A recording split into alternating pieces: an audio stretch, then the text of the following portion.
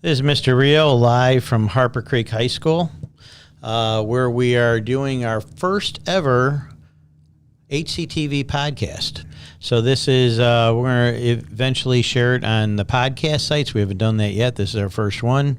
And we're going to record them audio just like you normally watch podcasts, but we're going to video also. I'm here in the broadcast studio at Harper Creek High School, and just a little idea of some of the gear we're using. We have a Rodecaster Pro, which is designed for doing podcast. I brought in my I got a MacBook Pro here. I'm running Ecamm software for doing live, and I got this really nice Blackmagic ATM video switcher here that was purchased with funding from the Harper Creek Optimist Club, so we greatly appreciate. They have funded quite a few things for our video program here, professional tripods, cameras, and other equipment, and we really appreciate their contributions. And we got a very special guest today in the studio, and our special guest is Katie Nickolaou. Yes, hello. Who is a former student, worked on HCTV, and she'll tell you more what she's doing here in just a moment. And we have Zach Clarington in the studio with us. How you doing, Zach? Hello, hello. And Zach is a current HCTV student and works with us here on HCTV and so forth. And like I said, this is our first one, so we're new at this, so bear with us.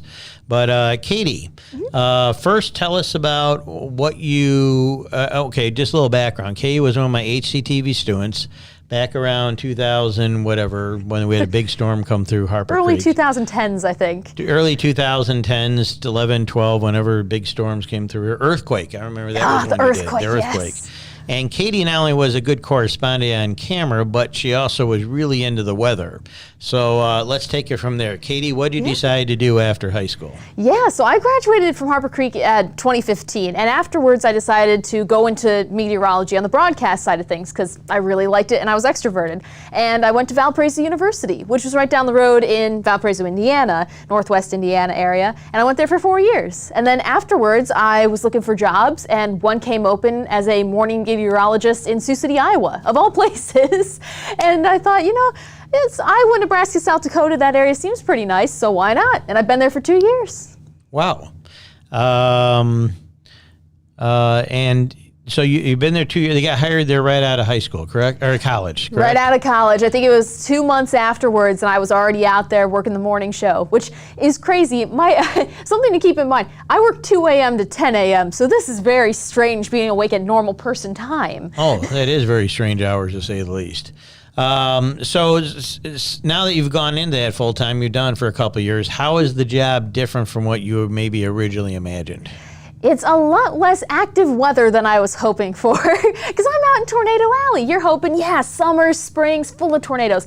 I've had maybe 3, which I chase tornadoes with the camera for our TV station. I'm just sitting here in the corner with all these sunny days and 70s, like, I don't know what I'm doing with the sunshine. There's only so many ways you can say sunny and 80 until it gets boring. So after that, I say that's the biggest change from what I was expecting. I thought it'd be all the weather all the time, but there's a lot more sunny days than you'd think, which is not as fun for meteorologists as it is for everyone else.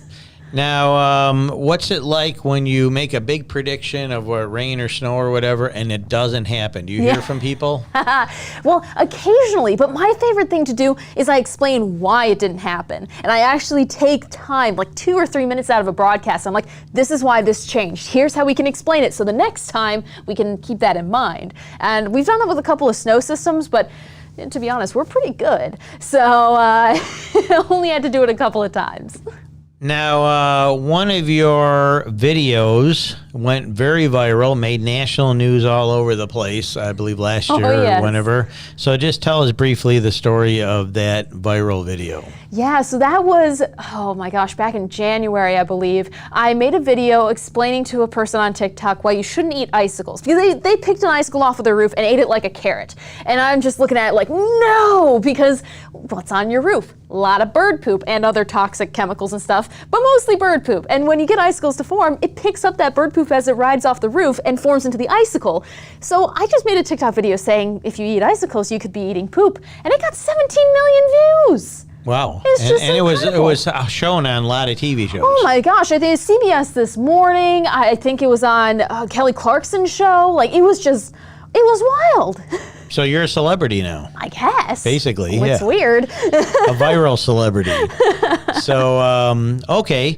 Well, that sounds awesome. And if there are students who are interested in pursuing this, I'll definitely send them your way. Absolutely. And to talk to you.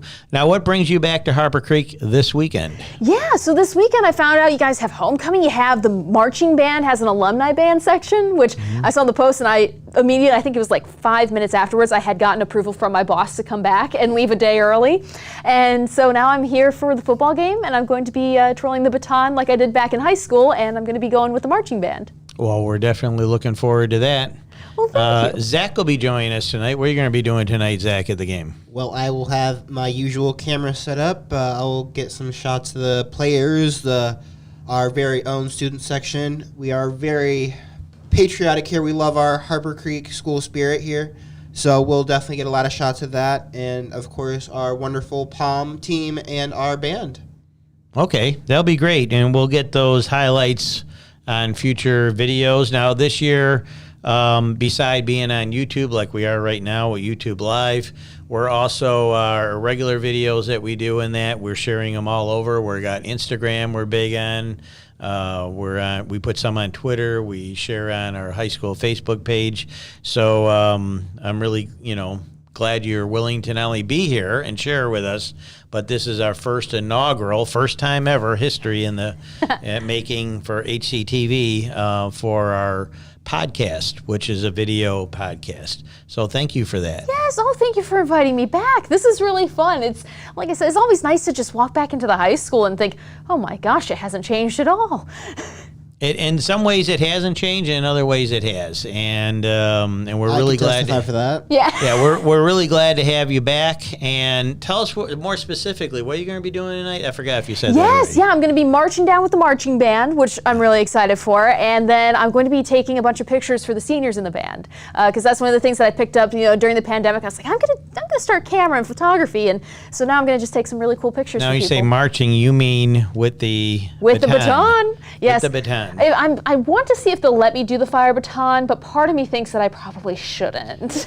Well, after you retired, after you graduated, we had Brenna Miller, who did an amazing job with the baton, and then after her, nobody. So hopefully we'll get some students out there that take up baton and decide to get back into it, because it was really nice having you and Brenna and others out there doing that. Yeah, it's really fun too. Like just knowing how to wield a giant metal stick and properly throw it 40 feet in the air. Like that's a cool flex.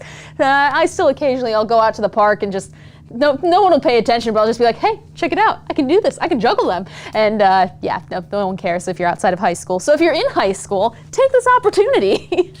Well, I want to thank you again for coming and joining us for our inaugural podcast. We plan to do more of these, have more guests in the studio, and gradually get better at it.